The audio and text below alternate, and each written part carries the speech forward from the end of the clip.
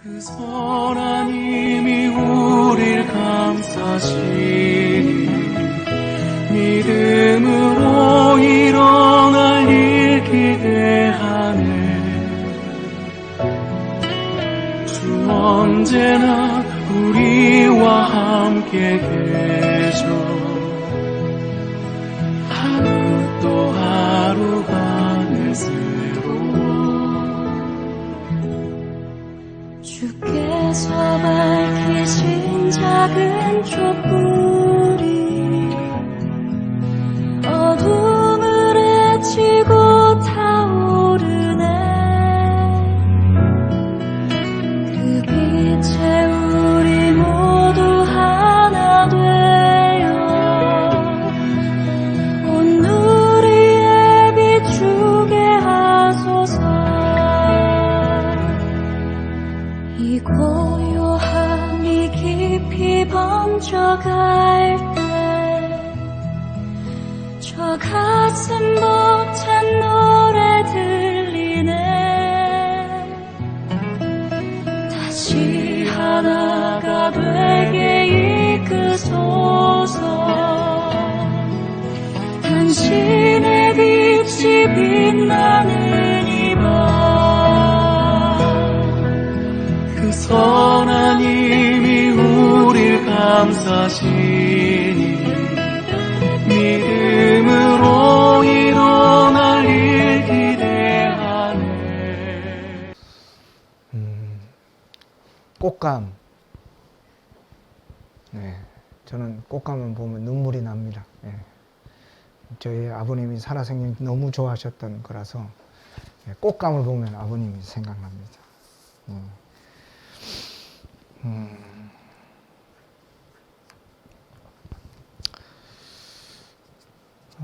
코로나 시기에 얼마나 힘드십니까?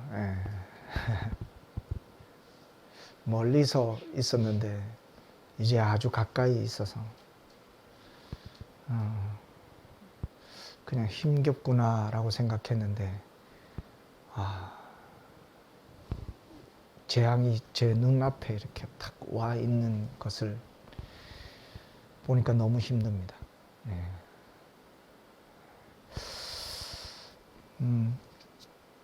이럴 때 여러분은 어떻게 반응하시나요? 여러분 앞에 위기가 딱 찾아오면 어떻게 그 위기에 반응을 하십니까?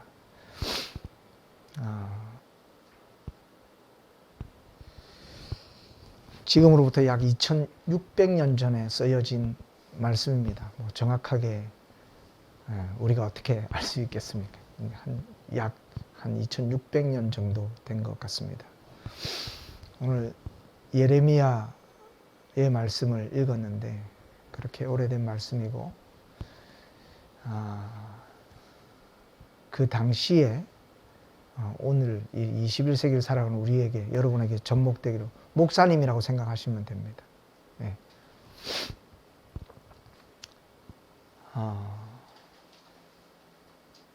제가 꽃감 이야기했는데 이분에게 아버지가 있어요.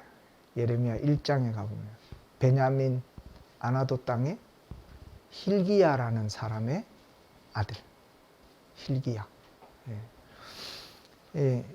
이러면 이제 성경을 읽어야 한다는 이유가 있는 거예요. 열왕기서 hil기야가 누군가? 도대체 이 예레미야 사람이 누구길래 갑자기 하나님의 말씀이 있나? 여러분 믿음의 자녀인 것이 여러분 복된 줄 믿습니다. 진짜 이 복된 거예요. 아버지가 누구냐? 요시야라는 왕이 있었어요. 이제 패망에 이스라엘을 이제 하나님 앞에 범죄해서 모세로부터 시작해서 하나님 축복의 땅이라고 해서 그 축복의 땅에 갔는데 어떻게 했어요? 하나님 안 섬기고 이방 우상 섬기고 막 그들과 결혼하고 그래서 이제 멸망하게 된 거예요. 그런데 그 멸망의 시기 제일 마지막 끝에쯤에 등장하는 왕이 요시야 왕이고요. 제가 신학할 때 이 요시야의 개혁에 대해서 엄청 배웠어요.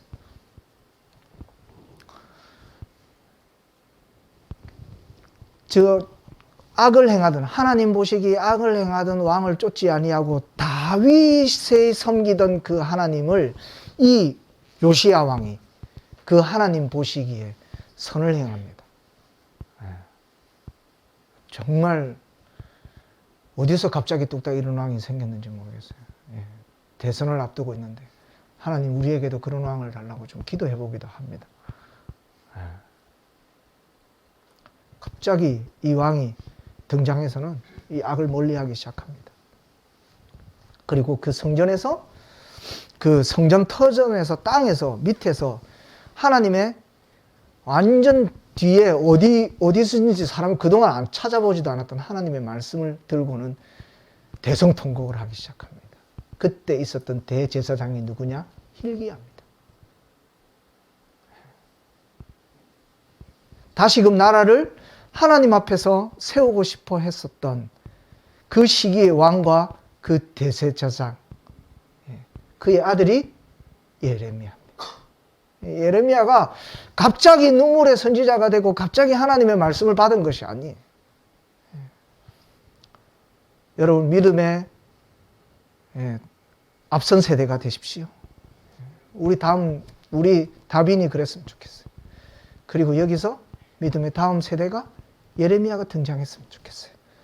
이 민족과 이 시대의 위기 앞에, 자신들의 위기 앞에 다른 것 다 끊어버리고 하나님 앞에 설 수 있는, 하나님의 말씀 앞에 설 수 있는 예레미야를 다음 세대에 만들었으면 좋겠어요.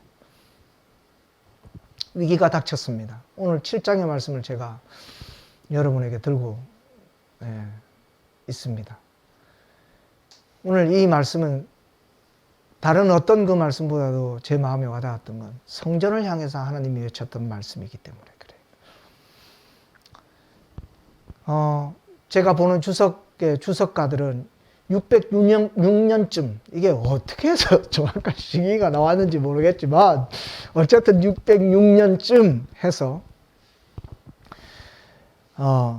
절기에 예루살렘 사람들이, 예루살렘을 흩어졌던 이스라엘, 유다 족속들이, 이스라엘 백성이라고 하기는 좀 그렇죠. 왜냐하면 606년이면 이미 북이스라엘, 사마리아 성을 중심으로 했던 10족속은 다 죽었어요.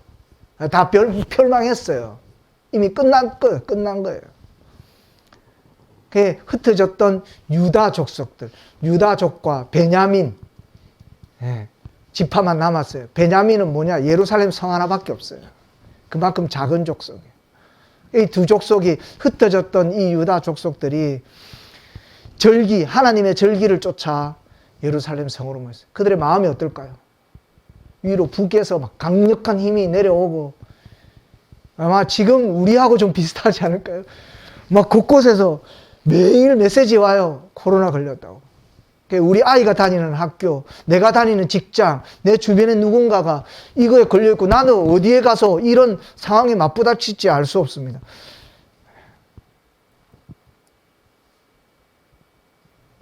코로나 이렇게 그냥 낫는 줄 아는데 죽는 거예요. 죽음이 앞에 있는데.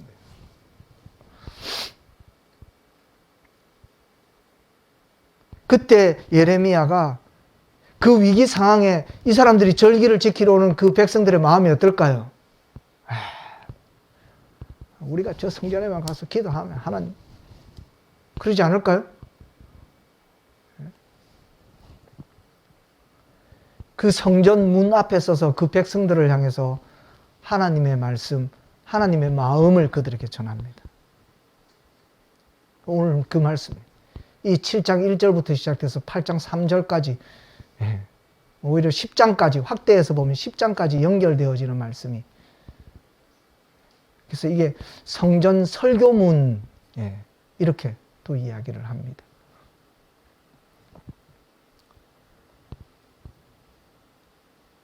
근데 좋은 말을 하나님이 주셨으면 되는데, 여러분, 이 설교자가, 오늘도 목사님이, 좀 읽어보니까 굉장히 강한, 말씀이라고.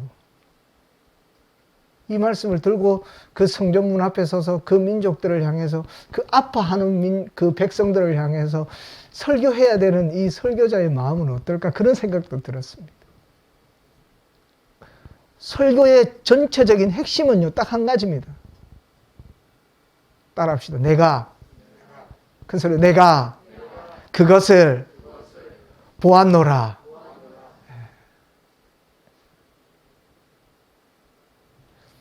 이후에도 이 설교 이후에 예레미야 이후에 보면 예레미야 17장과 20장에 보면 이 보시는 내가 누굽니까?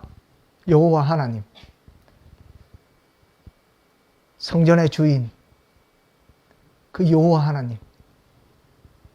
창세전부터 계셨고 지금도 살아계시고 앞으로도 영원히 우리의 왕이 되실 그분. 그 왕이 우리를, 이 성전을 향해서 나오는 우리를 보고 계신다.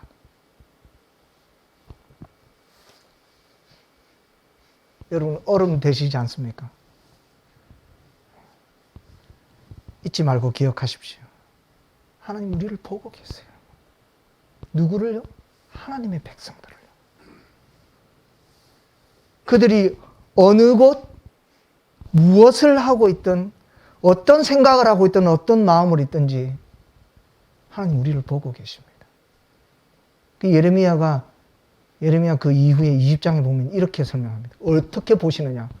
폐부를 설명했어요. 그리고 뭐라고? 심장을 살펴보신다 그랬어요.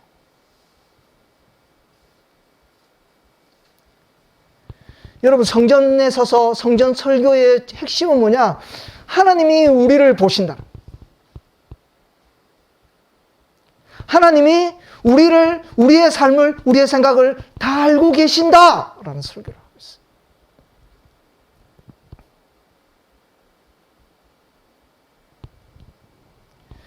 어떤 청년이 저에게 물었어요. 천국은 어떨까요? 우리가 죽어서 하나님, 예수 그리스도의 그 십자가, 그 공로로 말미암아 우리는 하나님 나라에 갈 겁니다. 아멘? 예, 천국입니다. 천국이에요. 천국을 설명해야 되거든요. 제가 지혜를 달고. 천국은요, 하나님이 계신 곳이 천국인 줄 믿습니다.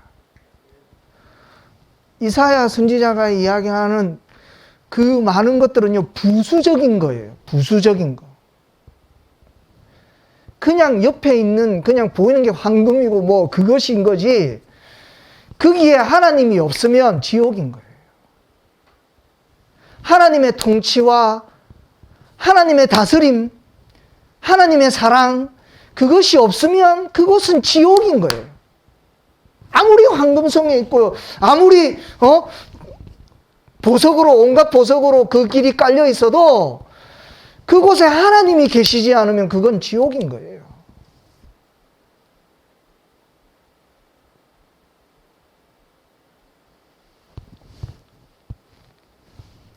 오늘 4절 말씀이 제 이 생각들을 다시금 떠오르게 했어요. 4절에 뭐라고 말씀하십니까? 그 백성들이 오면서 뭐라고 외치나요? 뭐라고 말하나요? 그들의 생각에, 그들의 중심에 무엇을 생각하고 있나요? 여기는 여호와의 성전이다. 다 그렇게 생각하고 오는 거예요. 다 그렇게 생각하고 오는 거예요. 나 오늘 여호와 하나님 앞에 예배하러 간다. 하나님이 우리를 지켜주실 거니까. 여기가 하나님의 성전이니까. 근데 하나님 뭐라고 오늘 표현하시나요? 거짓말이야. 얘들아, 그거 거짓말이야.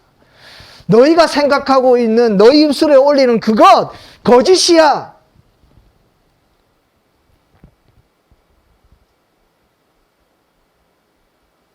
이걸 풀이하면, 4절 말씀 풀이하면 어떻게 되냐? 내가 거기 없어.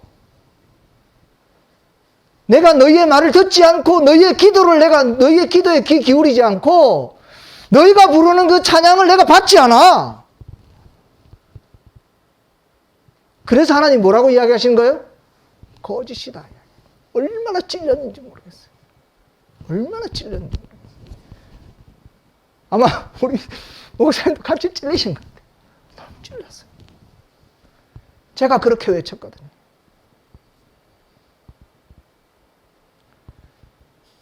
하나님의 전, 하나님을 예배한다고 나오면서 우리는 하나님한테 관심이 없는 거예요. 전혀 하나님한테 관심이 없어요. 하나님의 생각이 어떻고 하나님의 마음이 어떻고 하나님이 정말 나를 향해서 원하시는 게 뭘까? 이거에 대해서는 관심이 없어요. 다만 그냥 우리는 그렇게 생각하고 있는 거예요. 예배하니까, 하나님의 교회에 있으니까, 내가 목사니까, 내가 집사니까, 권사니까, 장로니까 내가 하나님을 예배하지, 하나님이 받으실 거야. 하나님 뭐라고 이야기하신다고요? 거짓말이야 얘들아. 그거 거짓이야. 누가 나를 속이는 것이 아니라 내가 내 스스로를 속이는 거예요. 내 삶을 속이고 있는 거예요. 아, 내가 오늘 하나님 만났구나. 내가 하나님 백성이구나. 아, 내가 천국 가겠지. 하나님이 나와 함께 해주시겠지. 속이지 마라. 왜? 하나님이 보고 있다. 야, 내가 보고 있어. 내가 너희의 생각과 마음을 내가 보고 있어. 너희의 패부를, 너희의 심장을, 너도 심지어 너 자신을 알지 못하는 그것을 내가 보고 있다. 다 알고 있어. 그리고는 하나님이 뭐라 말씀하십니까? 그들의 행동을 조목조목 설명하십니다. 하나님이 무엇을 보고 계신다고 말씀하시나요? 이웃들 사이에서 너희가 행하고 있는 정의를 내가 보고 있다. 너희가 어떻게 행하고 있는지, 내 백성, 나의 축복으로 말미암아 내 땅에서 살아간다고 하는 너희의 삶이 어떠한 결과들을 내는지를 내가 보고 있다.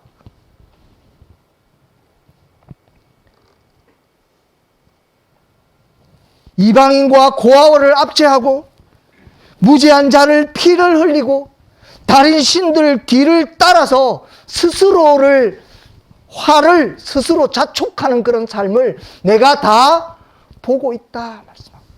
우리의 삶을 그렇게 정의하시는 거예요. 시대를 살아가면서 목사님들이 그렇게 이야기하십니다. 이게 하나님이 주신, 저는 그렇게 말씀드리고 싶죠.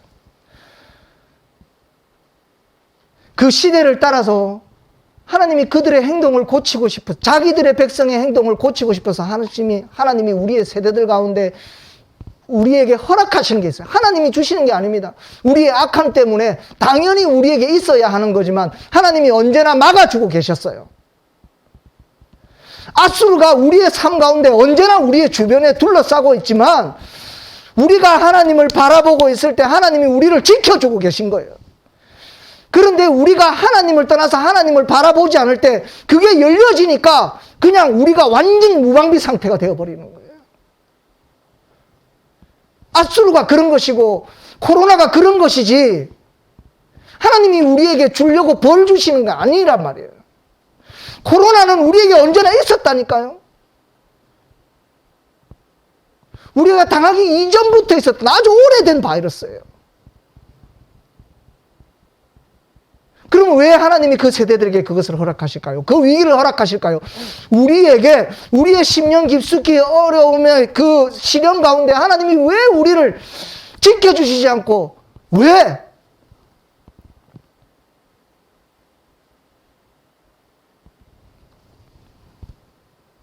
여러분, 하나님을 바라보시기를 축복합니다.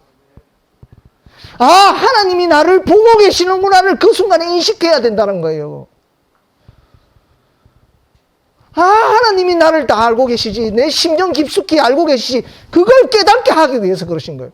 하나님이 무슨 설교를 하게 하셨다고요? 백성들에게 내가 너희를 보고 있다라는 설교를 하신 거예요. 지금 오늘 이 자리에 모인 우리 다빈, 우리 성도 여러분들에게 하나님이 예레미야 2600년 전에 있었던 그 목사의 입술을 통해서 우리에게 이렇게 말씀하는 게, 얘들아, 내가 너를 보고 있어. 너희가 내 이웃들에게 어떻게 행하는지, 어떤 정의를 행하는지 내가 보고 있다.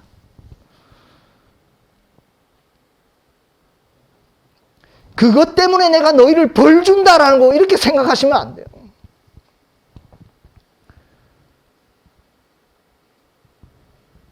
벌이 아니라 내가 너희를 돌아오게 하고 싶어. 그곳에서. 그것이 너희가 나와 함께 하는 그 천국의 삶을 맛보지 못하게 만들어 버리니까. 우리가 행하는 그 걸음이 우리와 늘 함께 하시던 그 하나님을 떠나버리게 만드는 거예요. 우리의 심령 깊숙이 있었던 그 하나님의 뜨거움들을 그 삶이 영이 되면 영이 될수록 계속 이어가면 이어갈수록 우리를 그 기쁨 가운데 있지 못하게 만드는. 오늘 찬송가 289장 했습니다. 물밀듯 내 마음에 찾아온 기쁨. 주 예수 내 마음에 계심. 여러분, 이 삶이 여러분 안에 있으십니까? 어느 순간 내 순간 가운데, 이 어려움 가운데 물밀듯 기쁨이 찾아왔는데 그것이 내 안에 계시는 주 예수 그리스도 때문이라는 여러분 고백이 있으십니까?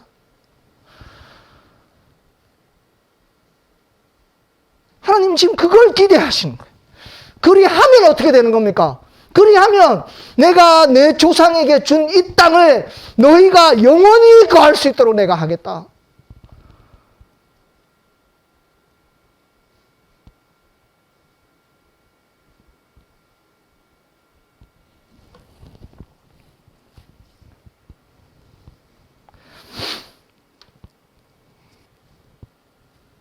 우리가 계획이 많고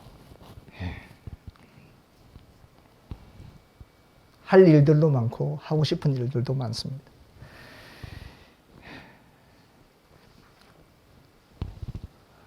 여러분 계획 가운데 하나님의 중심이 있기를 간절히 축복합니다. 제가 왜 이 말씀을 드리느냐. 오늘 8절 말씀, 하반절 말씀에서 한 가지를 제가 여러분들과 함께 더 나누고 싶었습니다. 8절 말씀에서 하나님이 또 우리 보고 계시는 것, 우리가 무엇을 보고 있는지를 말씀하십니다. 무엇을 보고 계신다. 우리가 의존하고, 무엇을 의존하고 있는지를 보고 계신다. 의지하고 있는지. 무엇을 의지하고 있는지를 보신 거예요. 우리가 행하는 정의, 우리가 행하는 그 행동의 결과들을 하나님이 낱낱이 보고 계시기도 하지만 우리가 어떤 일을 할 때에 무엇을 의지하고 있는지, 무엇을 의도하고 있는지. 그래서 제가 계획을 말씀드린 거예요. 그것 또한 하나님이 보고 계신다고 말씀하십니다. 그리고 뭐라 말씀하십니까? 10절 말씀입니다. 내 이름으로 일컬음을 받는 이 집에 들어와서 내 앞에 서서 말하기를 우리가 구원을 얻었다 하느냐. 이는 이 모든 가정한 일을 행하려 함이라. 의도, 우리가 의지하는 것이 이루어질 것이라 생각해서 하나님 앞에 나와 거짓으로 말하지 마십시오. 가정하다라는 게 뭡니까? 속임수. 누구 앞에 가정한 거예요? 마치 우리가 저 의롭고 우리가 구원받은 백성인 것처럼 행동합니다. 너무 슬프지 않아요? 근데 하나님은 속지 않아요. 나를 만홀히 여기지 마라. 여러분, 하나님을 속일 수 있습니까? 하나님 오늘 여기 명백하게 뭐라고 말씀하시냐면 이 백성들이 나한테 와서 내가 이 성전에 와서 하나님의 이름으로 예배하고 하나님 앞에 엎드렸으니 하나님이 우리를 구원시켜 주실 거야. 이렇게 하는 이들의 행동은 뭐하냐면 내 앞에 가정한 일이라. 이들은 오히려 자기들이 숨겨뒀던 그 이방신이 뭡니까? 우리가 섬겨가는 신이 뭡니까? 재물, 권력, 내가 세상에 살아가는 그 어떤 것들, 내가 계획했던 그것들을 이루기 위해서 하나님 앞에 와서 이야기하는 거예요.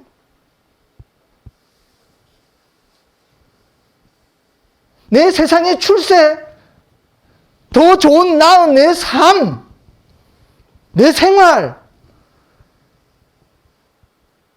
그것을 위해서 마치 하나님을 위해서 내가 섬기는 것처럼 한다는 거예요. 근데 하나님이 오늘 뭐라고 말씀해요? 내가 그것조차도 보고 있다.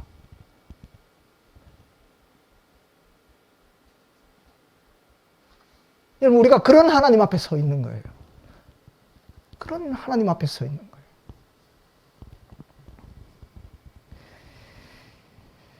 여러분, 우리의 삶을 정당화, 합리화하지 마십시오. 자만하지 마십시오. 예배가 가정한 일을 행하기 위한 어떤 도구나 만족의 수단이 되어서는 안 됩니다. 하나님은 인격적이고 살아계십니다. 여러분, 예배 가운데 하나님을 만나십시오. 그러면 그것이 내가 세운 계획이 아니라 하나님의 위로와 하나님의 기쁨이 우리의 삶에 있게 될 것임을 여러분 기억하십시오. 내가 그것을 보았노라. 여호와의 말씀이니라.